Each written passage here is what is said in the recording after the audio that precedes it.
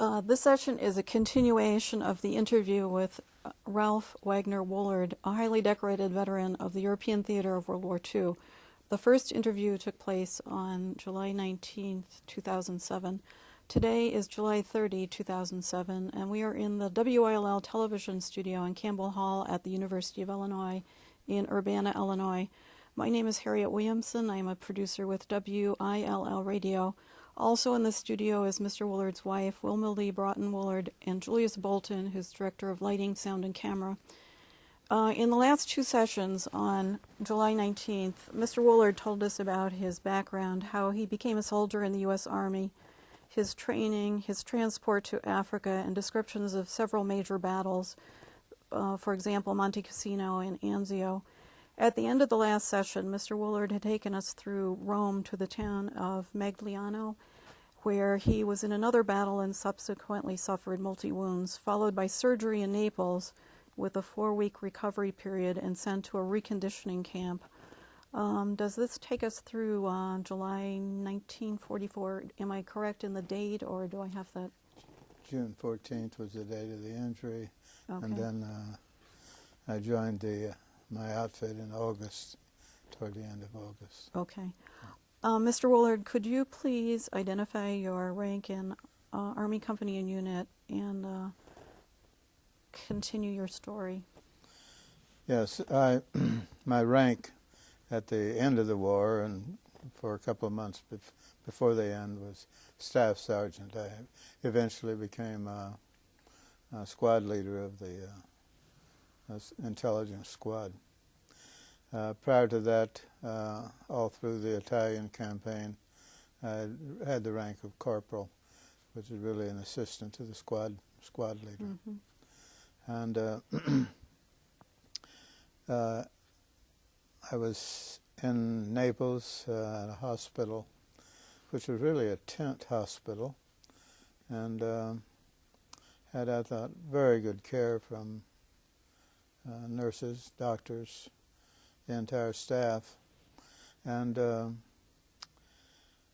friend of mine who had been wounded at the same time I was wounded, his name was Wayland P. Dawes. He was one of the original members of the 36th Division. Very slightly built fellow with some college behind him and a tremendous sense of humor. But he liked vino pretty well. He was wounded in the knee, and he was sent back to his outfit, or to our outfit, before I was. But in a march that they had to make, his knee got to swelling again, and it was about the size of a large grapefruit. And the unit sent him back to the hospital.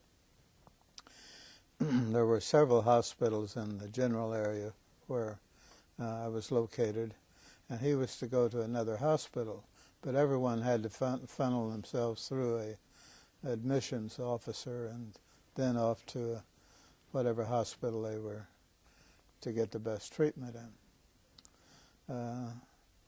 Dawes failed to go to the admissions unit. He had been drinking a bit of vino, and he was a happy-go-lucky fellow. His intent was to look me up, and which he did. He found me, and I was not supposed to get out of bed by doctor's orders, but I knew that Dawes should be over at the admission office. I said, "Dawes, come with me, we'll go over." I got some crutches and took him over there. He was happy all the way. And we met the admissions officer. The admissions officer said, "Roll up your pant leg." He did so. Of course, it was a huge knee. And the admission officer says, "Soldier, just what is it you can't do with that knee?" Dawes looked at him for some time and he said, "Sir, I can't play the piano with it." It didn't set very well with the admissions officer, but nevertheless, Dawes got in, and he had an injury that never allowed him to come back to the 36th Infantry Division, which I was in all through the war. I think toward the end of August, they said that I should go to a reconditioning camp, which was 10 or 15 miles north of Naples. It was a small village just on the coastline of the Mediterranean. We took daily swims in the Mediterranean. We walked or hiked around a mountain and did some running for almost a week. The interesting thing about that location was that it was called Lake Averno. It was an old the mountain itself was a volcano at one time, but had been filled in with water. Beautiful place. In the Virgil's Iliad, it was the entrance to hell, and as the story goes. And sometime I'd like to go back, but haven't made so yet. At the end of that period, the reconditioning camp, I was to rejoin my outfit. Now the 36th Division had been pulled off the Italian front and was now in France. They had led the invasion to southern France and up the Rhone Valley, and I was to join them in southern France. The division had, or in wherever they were when I could catch up with them, the division had a rather easy time of it, comparatively speaking, in going into southern France. It was nothing like Normandy and northern France. But there were men who were lost. I think the most serious wound that anyone in my squad had was a little finger, which was cut and was crooked for the rest of his life. But the fighting at the once a bridgehead had been developed, a beachhead had been developed, then the Germans retreated very rapidly. They knew that they couldn't fight on so many fronts. They had to pull their lines together. Matters of supply were critical, and so the German troops vacated much of southern France up through the Rhone Valley, and we in pursuit of them. Every once in a while they would stop and fight a delaying action, and it took a couple of weeks for us to get up to a point where they really were determined to make a stand. In that time, we had a few days off, maybe from the line. They'd pull us out for a couple of days, and then we'd go back in. It was not, at that particular time, it was not quite as intense as the fighting in Italy. But there are some scenarios that might be of interest here.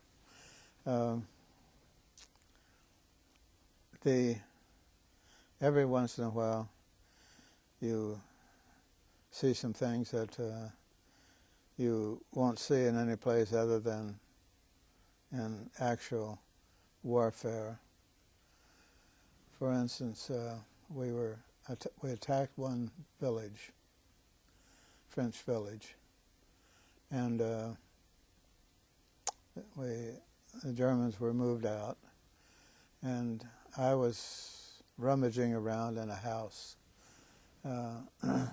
what I was really trying to find was some chicory. Now, I knew that the French were using chicory rather than coffee. They couldn't get it. And we were out of coffee, and I was trying to find in this house some chicory, which I didn't find. But all of a sudden I heard a lot of commotion. I looked out the window, and here a group of Frenchmen. I'm assuming that they were members of the French forces of the interior, which was a small group of French patriots who occasionally were act to disrupt German movements. They'd sabotage a train or shoot up some Germans, which they thought they could. But looking across the street, this was into a kind of a municipal building, and there was a public square. There were 18 or 19 Frenchmen and one girl. She was a woman of about 19, 20 years, I should say. And I called my one of the squad members who spoke French, and I said, "What are they doing over here?" And they're yelling, and he said, well, they're accusing her of fraternizing with the Germans. She had a German boyfriend. And they took out some scissors and some shears, and they cut off all of her hair, and then told her that she was to leave the community. That pointed in the direction. And they got down to the bare skin and in her hair. This was not the same every place. It was duplicated in a lot of different towns, and sometimes it was more. They would strip the woman of all of her clothing, shave her hair, and send them out of town. So that was the first time you had seen that? That was in northeastern France, and that was. It bothered me, frankly. I thought to myself, that you fellows probably never did too much to oppose the Germans, in my estimation. They occasionally would get something done, but here they were picking on this woman. But there are things like that you can't control. That was out of our jurisdiction, and we had to move on. At another point, I think I might have told you there were two fellows in my squad who could speak German. One, well, a young man from Chicago whose parents had been killed in a German concentration camp. He was gotten out of Europe, out of Germany, by an uncle who lived in Chicago, who was able to manage some way of getting him back, or getting him to Chicago at the age of 14. He was a very bright fellow, a Jewish fellow. And he had an intense feeling about the Germans. And you can understand it. We, of course, part of our job was working with prisoners, taking prisoner when we could, interrogating them. And, of course, this young man had to take a good active part in that. You know, with such questions as what division are you in, would pose this to the soldiers. What kind of armaments do you have directly facing this sector? How about tanks? We hear tank movement at night. We know there are tanks there. How many do you have? Well, some Germans would talk and some wouldn't. and you had to ascertain from those who would talk whether they were telling you the truth. And but I recall one incident very well. This was in northern France again. It was we had an officer, a German officer. He was rather smartly dressed. His clothing was in good shape, and but he was arrogant as the dickens. And he told us in no uncertain term that we would never beat Germany. That this was, you may advance a bit, but you'll have to go through the Siegfried Line, and there's no way you can get through it. My interpreter, the young man, took exception to this fellow's demeanor, and he looked him up and down, and he noticed a ring on his finger. He said, "Give me that ring." The officer said, no, he would not. Again, the command was repeated, "Give me that ring." He said he would not. It was a heirloom from the family. It was his, and he was going to keep it. He had that right.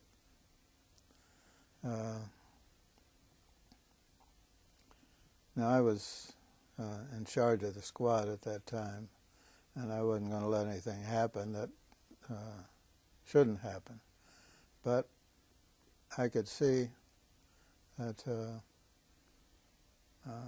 this young man who was demanding the ring, that he was extremely angry, and he made a move to take his bayonet out. And he said, "Now give me the ring." Well, the officer took it off and threw it in the ground. And it was repeated, "Give me the ring. You stoop over and get it." Which he did. He handed it to the interpreter, and he took it and threw it as far as he could throw it. He didn't want the ring. He just wanted to put this soldier, this officer who was so arrogant, in his place. And those things happen. The same, not far away from here, and within a couple of days of that event, we were in another battle, this time with SS troops. Perhaps you've heard of the expression. The SS troops were the elite of the German army. They were their feeling for Hitler. He was almost a god for them. But we had defeated them in this battle, and there were always some wounded that they have to be taken care of, both German and our own.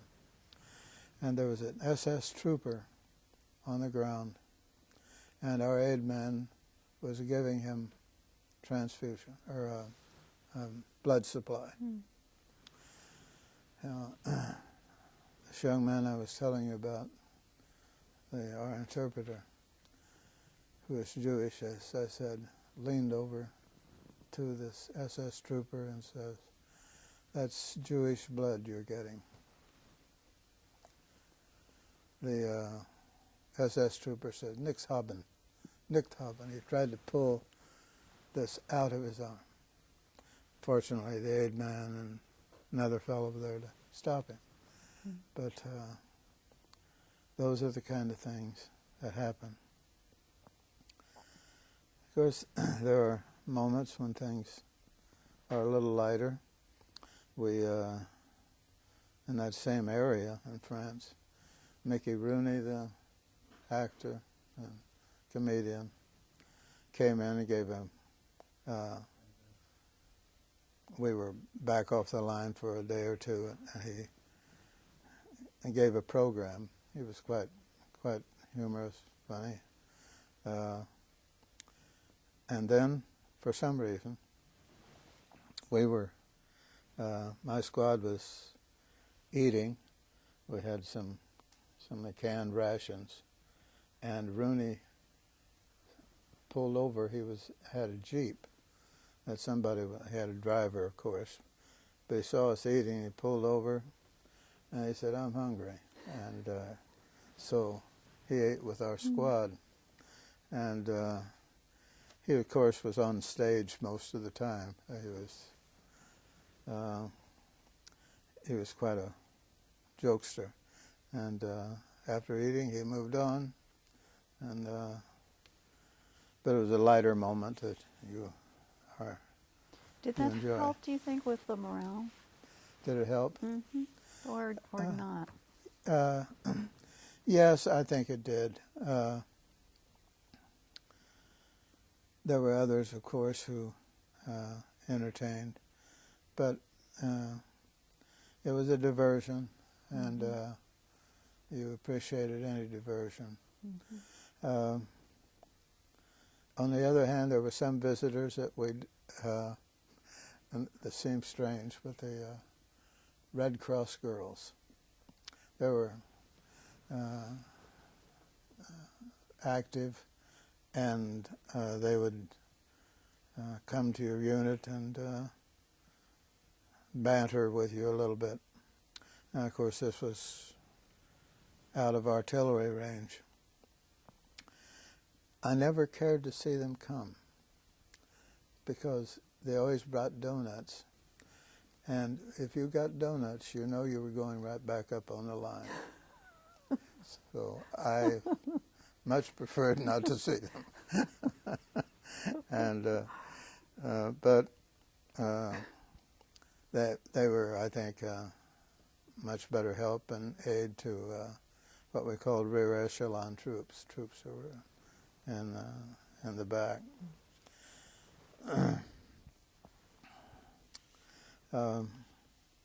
As we moved up closer to Germany, we approached this area that is known as, the Ardennes forest, the Vosges area. The Ardennes forest is a beautiful stretch of huge trees, and we ran into also the wine country, very close to it. We were in this is another battle, and it was right within the wine area of France, and there were several little cities, little villages that were important in the wine industry. But I recall one of them, and we again had been in a battle for this little town, and there was still some fighting going on, but the fighting at that point was between tanks. It was a tank battle, and we were in a house and kind of trying to protect ourselves from any stray artillery shells, and there was a woman in there in the house. She was, we found out, very close to 90 years of age. I think she was 88. And she could speak French and German both, as most people in the wine country could. She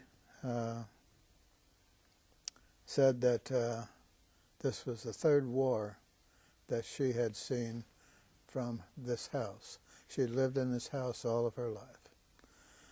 the Franco-Prussian War of 1872, World War I, 1914 to 18. And here she was in the 1940s witnessing the Third War. And she had escaped injury on all of them. So he must have felt a special need to protect her. Yes. Well, we had a young man in our squad who had movie star qualities. He was a good-looking young fellow. And he had been in a rifle company originally and had done some rather heroic things. And we needed, he could also speak French, and he was transferred to our intelligence unit. So this old woman took a shine to him, and she had quite a sense of humor. And she said she offered to marry him if he would take her to the United States and they could start life all over again. She was a very amusing woman with a good spirit. Do you think she survived the war? I suspect she did, because it very quickly moved on from there, and I'm sure she had probably relatives somewhere.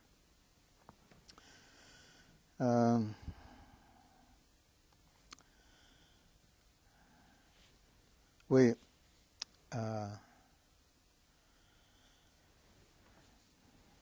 were in the wine country, and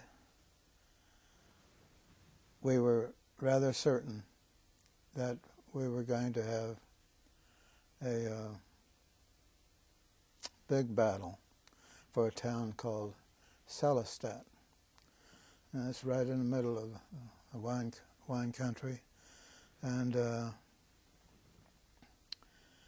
the question was, what kind of armaments were down in that town? And how are we going to find out what they are?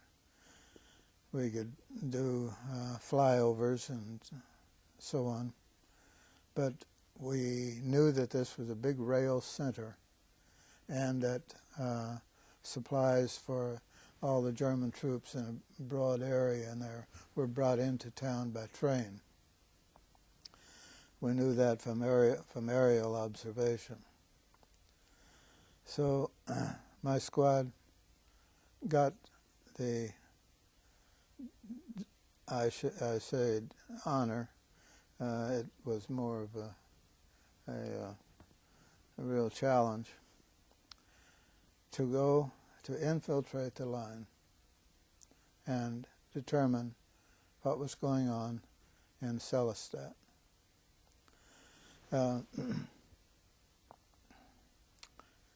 Sellestadt was close to 15 miles from where our general line was. And between where we were and Sellestadt, it was heavily forested, either heavily forested or vineyards. And the best chance of going undetected was through the forest. So we took a reinforced squad. We had a couple of 3 fellows from one of the other squads in the headquarters company, and then a sergeant from the pioneer section. So the challenge was to get through the mountains, to get to a point where we could observe what was going on in town. And we started one night and through the forest, and we got through the German line, the front line. Okay, we were marching at night we saw only one person. This was a Frenchman. This was about 11 o'clock at night. And I don't know what he was doing out of his house, but we talked to him and asked him if he had seen any German soldiers in the area. He had not, he said. We weren't quite certain about him because there were some divided loyalties in that area of Alsace-Lorraine. Some people had German sympathies, others, most of them were French, were sympathetic to the French. But you never knew. The question was, what are we going to do with this fellow, you know? And some wanted to do away with him, some wanted to take him with us. In the end, we talked to him and told him that we're going to let him go. But if things didn't work out as we wanted, we would be back, you know. So we got 12 miles, at the best estimate, behind the German lines. And we found a hotel and restaurant, beautiful place, up on this mountainside. And when morning came, we could look down the valley and see the city of Sillestadt. Now, it's a city probably of 20,000 people, something like that. We also had an artillery observer with us. I didn't mention this. He's a fellow who really belongs to the Artillery Division, but he's the forward observer, and he would often be with my squad because we would try to occupy a place where we could see a lot, and he could call for artillery fire from our positions.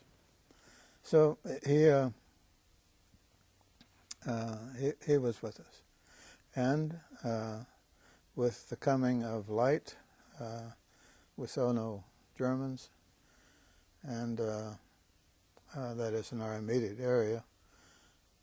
We had the artillery observer look down into the city, and he said, I think we're too far away from our own artillery, but I'm going to try to lob some shells into the city. Oh, my goodness. And he did that, but they would fall about half mile short or a mile short, and so that was useless.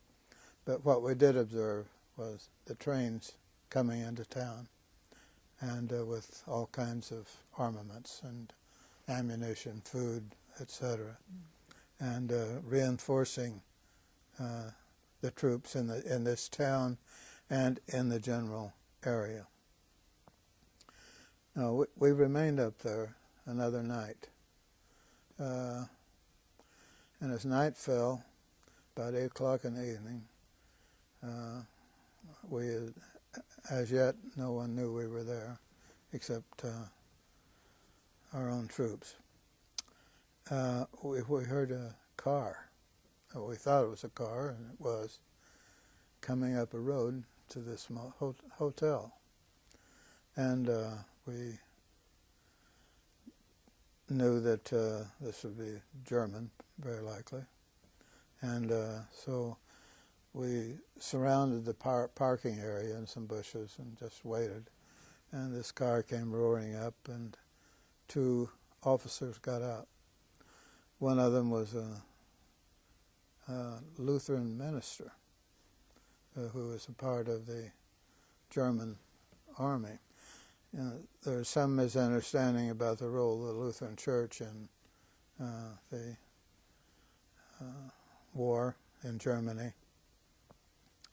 Some of the Lutheran ministers would not put up with Hitler at all and were killed. or escaped. Some decided that they would go along and try to help where they could.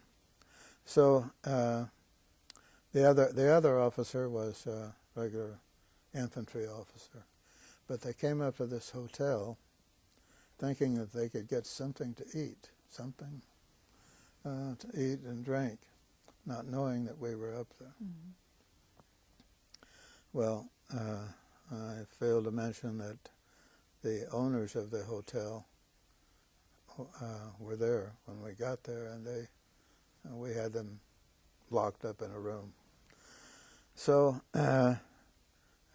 we had to interrogate those prisoners, and we put them in the hotel and locked them in a room and put a guard over it. And then by the next day, our division had gathered enough steam that it had moved forward 12, 13 miles, and we rejoined them. Mm-hmm. Now, when you rejoined them, did they come up to this hotel? Yes, they did. And had they encountered any fighting on their way up? Originally, they did, and but as the Germans quickly realized it was a formidable force, mm-hmm. and they knew that in order to fight it, that they would have to get back to Selistadt, mm-hmm. because there they had fortifications, and they could do house-to-house fighting. It was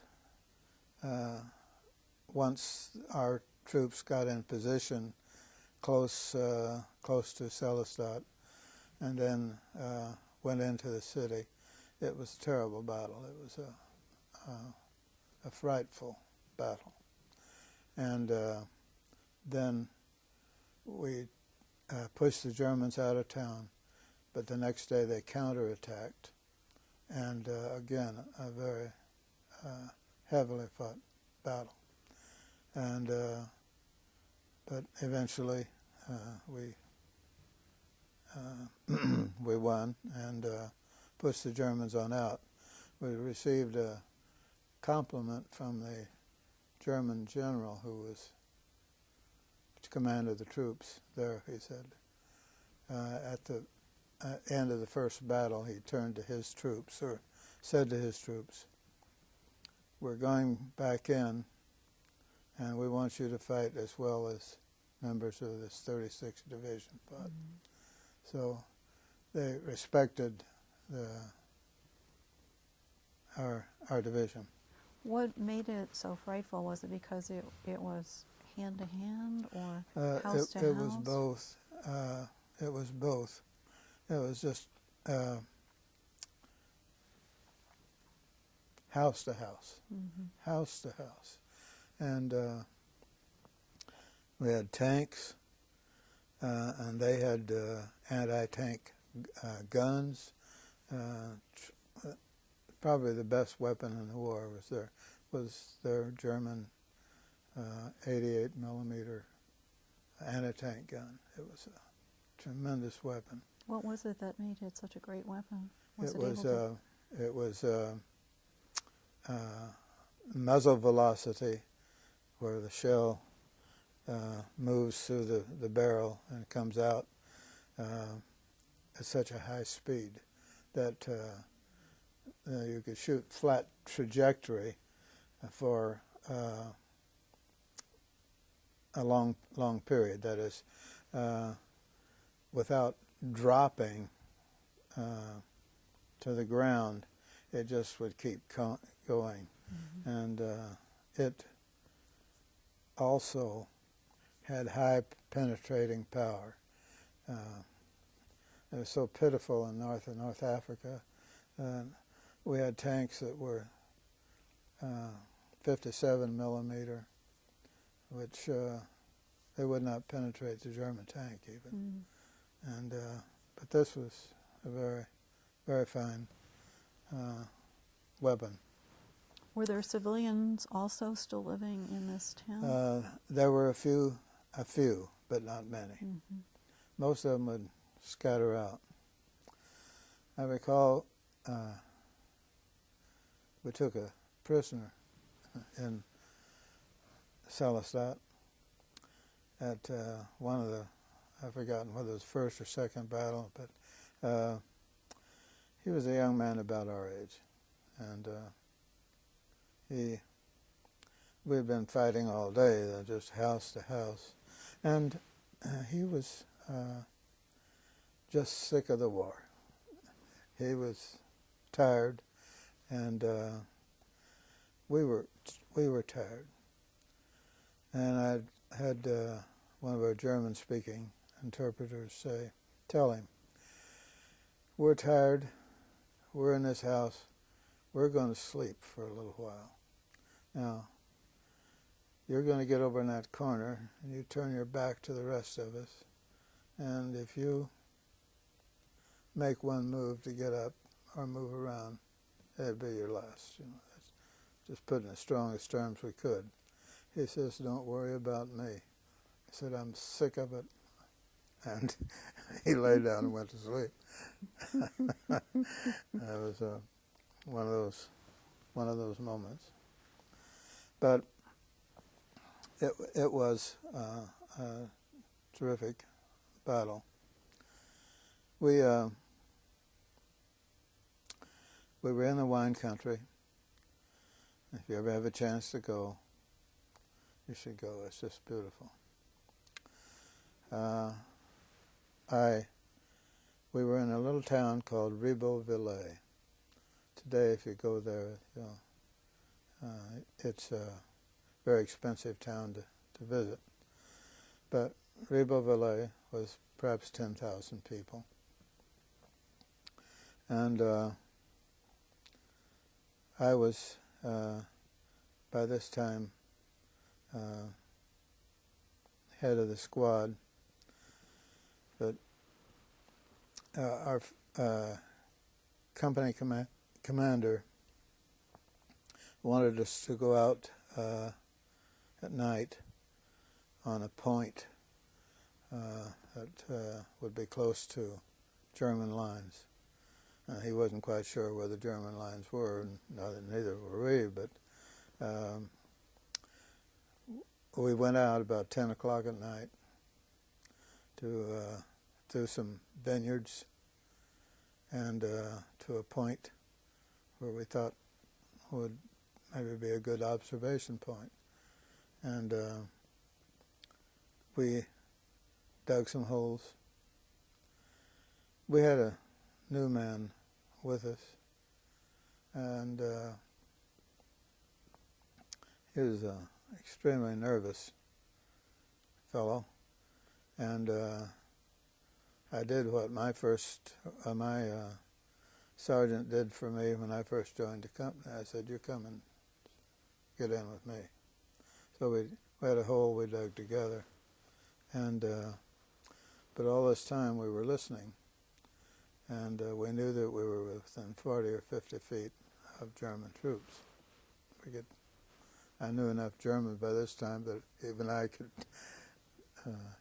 tell it. And they were talking, and eventually they heard us there. But the young man I was with he wanted to smoke. And I said, "You're not to smoke. You would give your position away. You can't light a cigarette without a flare of some sort." Well, I had to get up out of the hole. One of the men wanted something, and we were trying to decide what our next steps would be.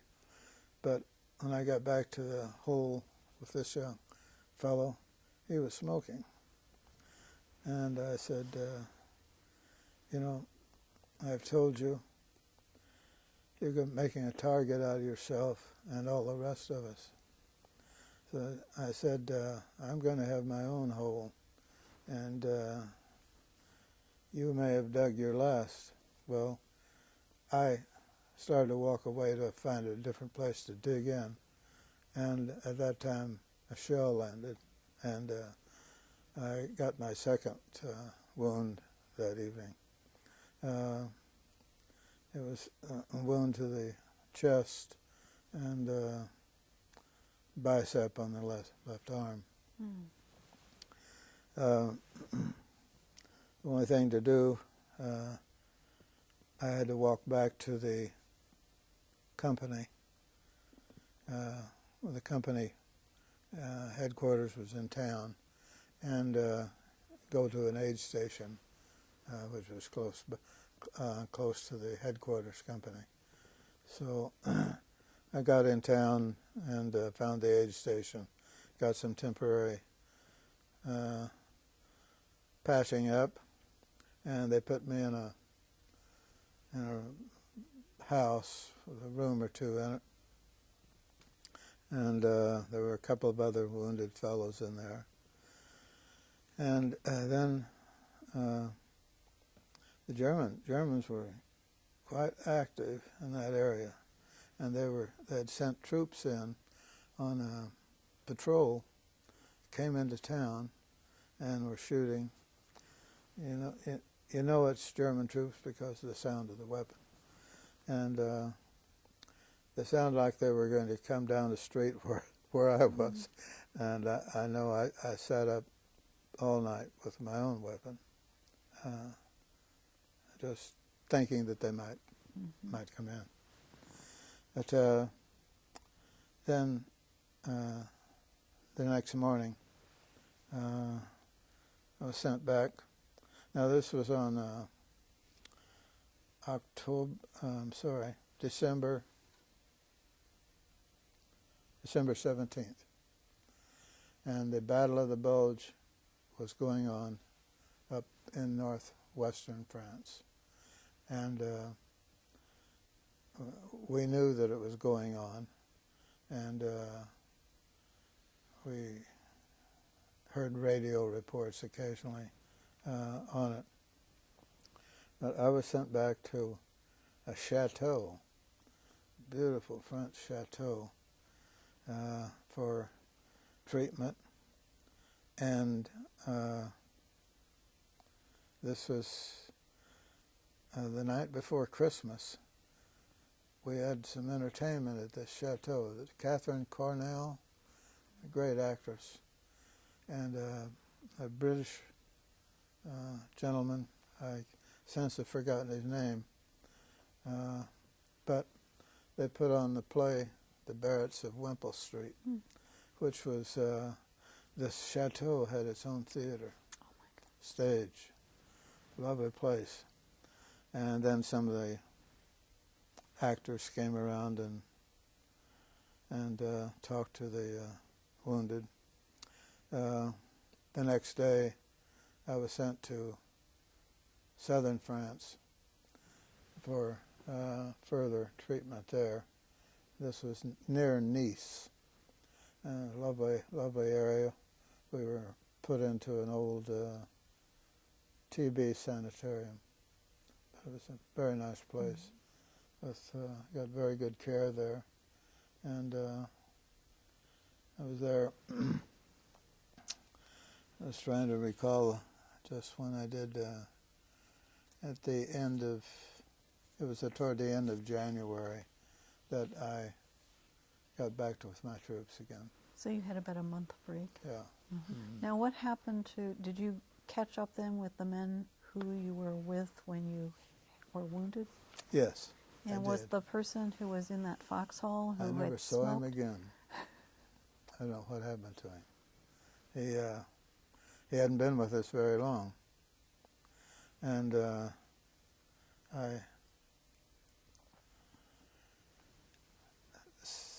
I found that my squad and all through the war, it changed quite a bit. There was no one in it at the end who was in it at the beginning. Either wounds or killed. our intelligence officer was killed, the first one in Italy. The second one, a Captain Knox, a very fine man, killed by sniper fire. He stepped out in front of he was just looking around, stepped out in front of a tank, and a sniper got him. How many men would be average in your squad? Well, ideally we were 12, but usually there were 6, 7, and 8 right in there. And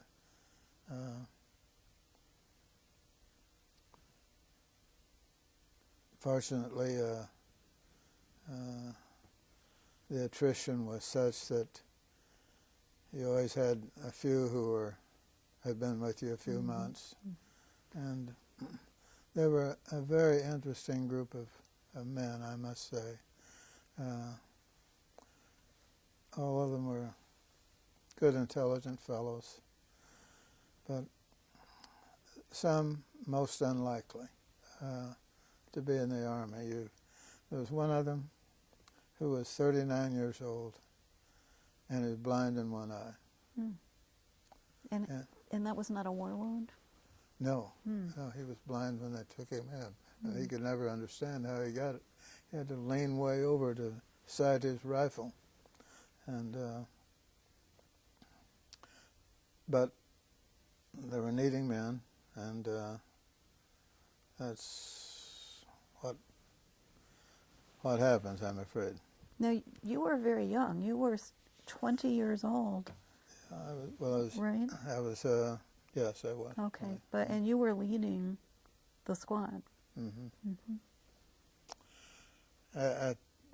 Toward the end of the war, and one of the Jewish boys was probably 30, and he died just recently. I used to go visit him in Florida. One fellow was 39, a couple were 25, so on. Neuberger, the boy whose folks were killed in the concentration camp, he was 20 also. And he was, they were fine soldiers. At the end of the war, we still had to act as soldiers, but they didn't like being a soldier at that time. They became a little bit difficult to work with, and first sergeant had to reprimand a couple of them for their behavior. But they were good soldiers at the time. They needed to be soldiers.